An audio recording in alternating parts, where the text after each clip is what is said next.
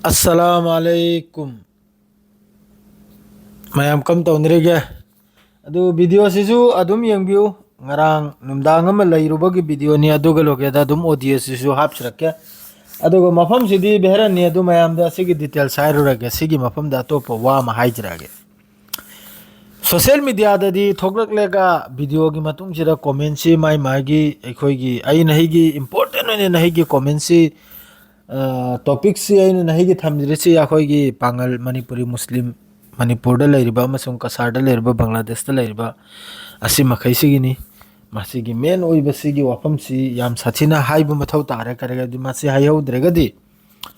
hayam phau basina achoba kainu mom thoklok pagi chance am la yabo de isamak su pangal Manipuri muslim ni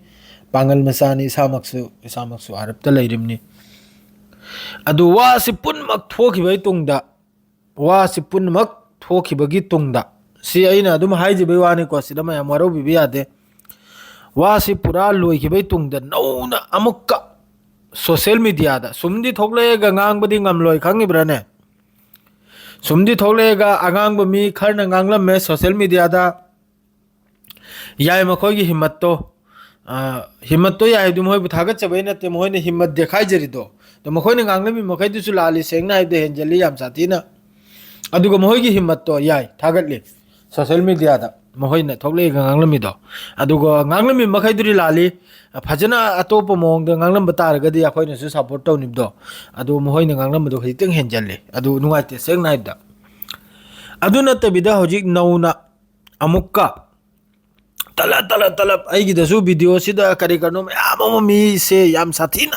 loi khrawa adu amamuk chingkhat le khangi brane aduga tim mayam mi tara tilba kanda di khoi gi choki kanga de changra leina ba wa ngang ngam loya ba madre di mi gi mamai pai ba mi gi khaw tang bi ba mi gi kanum thang bi ba madre apul ba hai ba kanum si leita ba lingje life si leita ba sigum yam ni yaura ba ya khoi marak sida yam sathi na si paisa chari bra na hoi makhoi si sarkar gum mini seng nai do politics chauna sano mini makhoi si aine u bada makhoi si din haribo pochi Islam haribo pochi Musalman haribo pochi makhoi si sugang gangde khangi brane magrib oi gibne moi si yu butal da ngau ba kangu eramani ai wakal da yu butal da ngau ba natragan nupi da ngau ba du kum yam sathina kanu moramani mioi kharche aina si loimak puna te hari se mioi kharche aina lai ma hairam ni makhoi da Facebook haire madre di YouTube haire amma ma haire atai gi video da budi ngangi ni makhoi video khuding dei theng nei khangi brane video khuding da mayam na proof pibi war choi pibi ge screenshot taw na mong ya on da lai ngarang na haldagi ni madu hojik su ai gi da su adum mi amamani yaure ya ba mi amamani adum yaure aba sum kanum tawse adu aina habdi angon da ngang mai mahutta mayam tara til bedura achumbu wa du ngang tho aba achumbu wa hak wa du ngang tho adu na te bida ya angon gum da ngang ge kari no ba siri dawri se kari no ba gi ye thatla dawri se adu na ba ina khangning se kari no ba gi man taw jara dawri se kari no ba ibu man taw bi re dawri se mayam til branga nga ba maduga lingjen se suman man de hojik yam sathi ne chei jara kani yam sathi ne minu usitloi khangedna yam sathire minu usitloi ongango sangango sina phajeki driba khangi brane yengimni YouTube to kariyo video makhai sida ongang sangang sina phajeki driba kak khariba ekdam loire seng naibda masi aina ngarang so hai gramni ai gi sinao ai gi support to ru makhai da sikum bo comment se khajik mayekam ta lal be awra su huiyel haibo gum haibi ro moina makta adu aina adum haibla gi re kariga di ai gi dedi message ai ibaga thoklok panina udna leire fatta message to anu chongthok na leirami aham bagi dashboard ai da channel ai kangthok pa kan da madu ngang da ya kidraba kariga di ai se mai amanu sai wore adu gum du engjalun kayani kadum tawni haro kayani sabar tawni warim ni hari se afobo wari du sanasi afobo yengu sigi video makai se musi ngarang ahing chupum lero urega ngarang pung taruk te thokipsina aduga flight too late oidana punga magi flight too late oidana 3:30 da landing oirimni aduga arang anirak behran hando hanjin chalimni mehnat to aduga pura room yorok pada pung taruk yawre badre pung taruk tagi कनम fresh होएगा अदरदी तरुक मखाई तरे तिद तुंगिबसिना हौजी हौगलकपदा message से ma'am अम लेरमे मोंग मोंग गी खंगिब्राने नंग न कौथोइदु कनानो करा हाइगत खिदना ने नंग नोइथोकनिमने हाइगत खिदना कनम खर मादु लोइना अखोइगी कनम गांगतनी अखोइगी पागल मसा गांगतनी अदो हजुक फाउदी आइगी कमेंट सिदा सी कम मचानुदे हाइबनम लोइको Ming मखैदु bio ngami cha cha de kana boy birum no khangde adu tawjani adu mayam na so adu gu urde hanjal birum adu ga lingjel se yam sathin man mathau dai khang bira thamoi se yam sathin chau thok mathau dai pangali sinau makhai su madrai di atai tai su seng na haidu madu ga lingjen se amana uni haibdo loimuk su uni haibdo adu gi yuk to hoji yauram ne sim khangi bra na sima taw saib de taw se na mayam na chung thorok pudo adu ni hoji ada sima yana se haibdo yana do adu ni hoji aduda kanam tawnaraga mari chingnaraga kanamdi kanam tawraga yaro hojiki yukse sengna haibda madradi warim ga chai hai mi am tara chai hai am to di thek pya ni chai chabula hai thek pya adam ni adu gyan taw khangi brane adu mayam go phone ru jo khan ru jo harim nate jisa thabu om pang thok pada amabu amana support to bibdo lingjel manab do adu khakta manab hai birim ni adu ga achum bada layo achum bada lairadi kana gumna नंगोंद खुपी उलकपगी हिम्मत नते कोनागुमु माइकेलाल पैदा होइब नते खंगिब्राने लाल रमनि ना खजितंग इंग थरिमनि सेंगना हाइबदा लालुब कौरमनि ने खजितंग ने याखोइसिने वा ngang बसिदने brake फारिमनि जेसा बोछु पांगली चिनाव नखोइ ज्ञान ताबियो खंगिब्राने मणिपुर की वगैरह कासार की वगैरह बांग्लादेश की वगैरह लालुब पोटनि ना खजितंग बेक फुटतने सिम खंबियो तार बमे हमसु खंबियो लालुब कौबनिना बेक फुटतनी अदुगा तुंगनाव सिगुम वाथो अलबिरकनो लाइरिबे लीडर मखैदा हाइबिरिमनि तुंगनाव सिगुम वाथो अलबिरकनो याम साथिन नुंगाइते अदुगुम्बा टॉपिक तुननि वीडियो में याम सेम लेगा होजि कमेंट अमा अमा हंद्रसु गांगद्रसु असीबदा तारा याखोइसे सेंगना हाइबदा हाइद्रसु असीबदा एकदम कनोमदा तारा ओंथोकना सोथबा जात अमदा तारे अदुना हलबदु मथौ तायेनि मरक मरक ता हलैसे कमेंट गिसु माद्रे मी गी वागिसु दो खजितंग ज्ञान ताबे वाबा खंगिब्रने हंद्रदी तोमदे इसाना वीडियो हाइ एंगलेगा अचाक पंपोक लाबा नुंगाइ तबाय दो फोंदो फाउर याबा अदुगिनि हल्लिसे कमेंट खुदिंग वा खुदिंग गी हल्लिसे अदु लालुमने ने खजितंग निंग हलबे वानी सेंगना हाइबदा लांद्रदी कराबु की गेदर कनासु की दे याखोय याखोय मी की बिजा नते याखोय मुसलमान मी की बिजा नते पांगल न कोई ज्ञान ताबियो पांगल मुसलमान मसा मणिपुरी मसा लैरि मखै ज्ञान ताबियो याखोय मी की बिजा नते की बे खरि औरंग मनी अदुना बसाय खाव पाइबो कांगु दो मबुक ना खिदना अदु ता खिदना ना चुम्बसु पॉकेट मनु दा हापतन पुब दो अदु मैदोरंग मनी कीरि दो याखोय दि की दे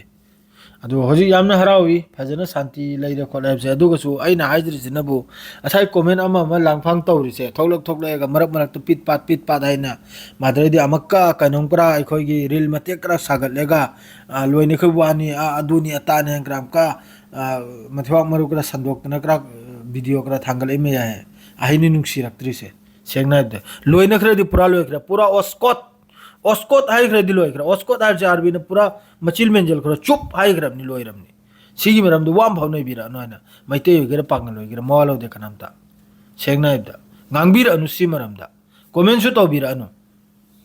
फत्तबा कमेंट सु तौबिरा अनु एंगनिंद्रे एंगबिगनु लोइरा एंगनिंद्रे वीडियो एंगबिगनु अनसब्सक्राइब तौदनु थोकपिखो अदुमता कयानी मिंग पंद्रा अदुमता कमेंट सिदा नातै खुदै चादबा अदुमता वांगांग अखोय तागदौरी तौबीर कनाबा अदुनी आद्र याखोय पांगली सिनाव मखैसु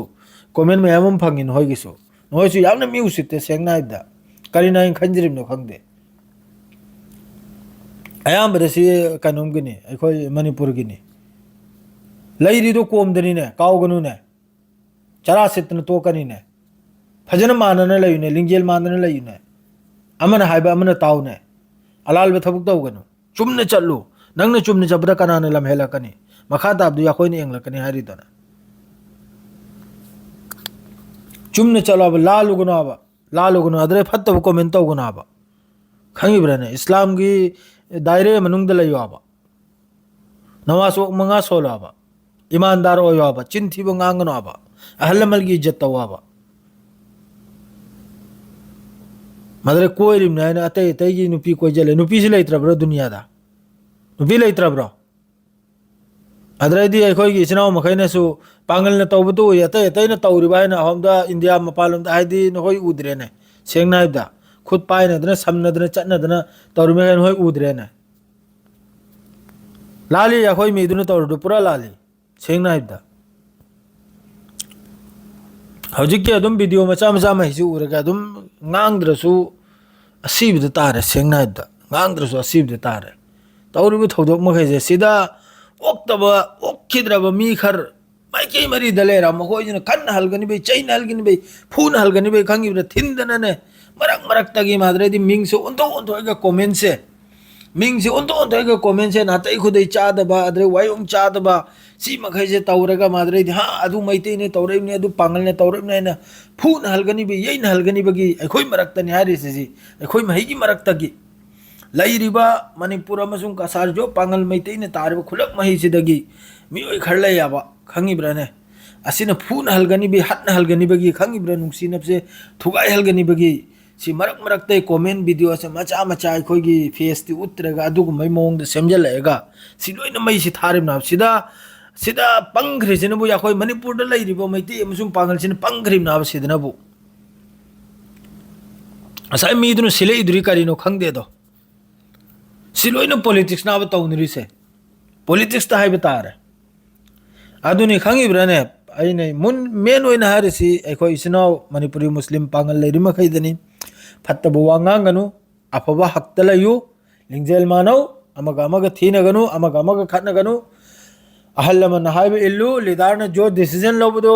याव अदुनि हौजिक लोइखिबो अदु अमका चिंखटनदना यावंदा अदरैदि अमा अमदसु तौबिरानु सेंगना हाइबदा सिगी मरमदा तुंगनाव वीडियो सु सेम जरारोय सेंग सेंगबनी अदुगा पांगल चिंगजंदना याखोइबु मणिपुरी मुस्लिम चिंगजंदना नखोइ इज्जत ताहलबसे ताहलबिरनु सेंगना हाइबदा नुंगाइते याखोइसु पांगलमनिना मीने हेंजलकपदो याम साथिन नुंगाइते सेंगना हाइबदा यसामेनसु दुइ मथक्ता थांदोक थांदिनसे तौरनु अदु सि बेहरनि यंगु अरांगी नुमदांगिनी लेचिन थागरिबा अदरैदि लाइव कैमरामसु काफौरे मागिसु सोइदमक्की कैनोमम लानी याखोइगी पनिशमेंट अम लानी वीडियो तौबो कांदा फोटो काफौरिमनि कैमराना स्पीड की अदु आइना येंबददि स्पीड 287 खक्तनि मान पीरिमना कैनोमनि याखोइगी 80 नि मादु 90 फाउदमा मुखालफा लाखफम तो थोकते को अदु हजिकति लाखरे अदु करी ओइबिनो येंगसि मयाम तुंगदा करी हाइरकपनो मखोइगी चेदुना अदुनी सेंगना हाइबदा अदु नत्त पादबो तौबिगनु अफबदद लयु नमाजु मंगा सोलु मीनसु इज्जत तौदौरिमनि नमाजी ओरदी ईमानदार ओरदी कनामत नंगोंद उंगली उथाइबगी हिम्मत लैब नत्ते अदु नहाकना ईमानदार ओइ मथौ ताइ सेंगना हाइबदा अदु खक्तनी अदुगा लाइक सुदे याम कन्ना चौखतपै लंबीदे इल्बिउ मयाम अदु करिगुम हेंजलखिबि यावरगसु मयामना ngakpiu अदु आइदी हाइजरोइको सपोर्ट तौबि अदु तौबि हाइंक्रा अदु मयामना दुम सपोर्ट तौरी अल्हम्दुलिल्लाह अदु मयामदा दुम ता हाइबदसु आई हाइजनिंग दे सेंगना हाइबदे नाल मवांगदा दुम हाइजखरमनि ना हाइनिंग बोवा मखैदो अदुनि मदु सिदा दुम लोइजरगे मदु एयरपोर्ट सु यौरे एयरपोर्ट सु यौरे अदु वीडियो सी अरांग ngam nam खिबनि ऑडियो से मदु होजि आई अपलोड तौजरा इमनि यामने इम्पोर्टेंट ओइबो वानि कोसे लिंजेन से याम साथीना मथौ ताइ मानब जेसा फम दजु जेसा पौ थबुक तसु फत्तब थबुक तसु मानब हाइसे यामने इम्पोर्टेंट खंगिब्रा मानरदि मीना सु इज्जत तौगदौरिम हे मखोइदु लिंजेन माने ना अतै अतै जात न बखजि खराक लेरक महोइदु लिंजेन मानमनिना मीनि इज्जत थमि याखोइ पांगल न बसु यामना सु लेरक मणिपुर दा कसारदा अममद बांग्लादेश लिंजेन मानदमनिना मीना सु अदुनो सित्रिमनि सेंगना हाइबदा लिंजेन मा अफबैदमक्ता लिंजेन मानबि वाइबिरिमनि फत्तबैदमक्ता नते हारिसे अफबैदमक्ता मीगी अफब तौबैदमक्तनि लिंजेन मानो हारिसे मी हल्लुचो मी फुरु जाने लिंजेन मानो हारिम नते इन हाजिरिसे मयाम लाना लौबिगनु जसा थबु अम पांथोकपैदमक्ता लिंजेन से अम दरकारनि अमन हाइबा अमन ताबसे अम दरकारनि अदु हाइरगा सुवाइसिदा वीडियो सि लोइजरगे अदु यारगदि शेयर तौबिउ अदुगा लाइक तौबिरमु अदु खक्तनि मयाम खंगनबा सिगी वीडियो से अदु नसिगी मतुंगदगी मणिपुरदा थोखिबा थौदोक मखैगी मरमदा आई वा मंगांग जरारो नहिन लोइरमनि ꯅꯍꯩꯒꯤꯁꯦ ꯑꯂꯣꯏꯕꯤꯒꯤ ꯑꯣꯏꯅ ꯚꯤꯗꯤꯑꯣꯁꯦ ꯑꯩꯅ ꯁꯦꯝꯖꯔꯛꯄꯅꯤ ꯃꯌꯥꯝ ꯋꯥꯔꯧꯕꯤꯕ ꯌꯥꯗꯦ ꯑꯗꯨꯒ ꯇꯨꯡꯅꯥꯎ ꯁꯤꯒꯨꯝꯕ ꯊꯣꯛꯂꯛꯀꯅꯤ ꯍꯥꯏꯕꯁꯨ ꯑꯩ ꯊꯥꯖꯗꯦ ꯑꯜꯂꯥꯍꯅ ꯃꯥꯐ ꯇꯧꯕꯤꯕꯁꯨ ꯑꯣꯏꯁꯅꯨ ꯇꯨꯡꯅꯥꯎ ꯁꯤꯒꯨꯝꯕ ꯑꯐ ꯅꯨꯡꯉꯥꯏꯇ ꯊꯣꯛꯄꯤꯔꯛꯇꯕ ꯍꯥꯏꯅ ꯍꯃꯦꯁꯥ ꯗꯨआ ꯇꯧꯔꯤꯕꯅꯤ ꯑꯗꯨꯒ ꯑꯇꯩ ꯑꯇꯩ ꯃꯤꯑꯣꯏꯁꯨ ꯚꯤꯗꯤꯑꯣ ꯀꯔꯥ ꯃꯥꯗ꯭ꯔꯩꯗꯤ ꯑꯃ ꯔꯤꯜ ꯀꯔꯥ ꯁꯦꯝꯕꯁꯦ ꯁꯦꯝꯕꯤꯔꯅꯨ ꯁꯤꯒꯤ ꯃꯔꯝꯗ ꯄ꯭ꯂꯤꯖ ꯀꯗꯥꯏꯗꯤ ꯑꯗꯨꯅꯁꯨ ꯇꯨꯡꯗ ꯈꯠꯅ ꯆꯩꯅꯔꯛꯄ ꯌꯥꯏ ꯑꯗꯨ ꯈꯛꯇꯅꯤ ꯑꯗꯨꯒ ꯑꯗꯨꯝ ꯑꯩ ꯑꯇꯩ ꯚꯤꯗꯤꯑꯣꯗꯣ ꯑꯗꯨꯝ ꯑꯩ ꯑꯞꯂꯣꯗ ꯇꯧꯖꯔꯛꯀꯦ ꯑꯃ ꯁꯥꯎꯗꯤ ꯑꯔꯕꯀꯤ ꯊꯕꯛ ꯊꯔꯥꯒꯤ ꯑꯗꯩꯗꯤ ꯂꯥꯟꯒꯤ ꯄꯥꯎ ꯒꯜꯐꯀꯤ ꯃꯤꯗꯜ ꯏꯁꯀꯤ ꯑꯗꯨꯅ ꯑꯗꯨꯝ ꯂꯣꯏꯖꯔꯒꯦ ꯍꯥ ꯑꯁꯁꯂꯥꯃꯨ ꯑꯂꯩꯀꯨꯝ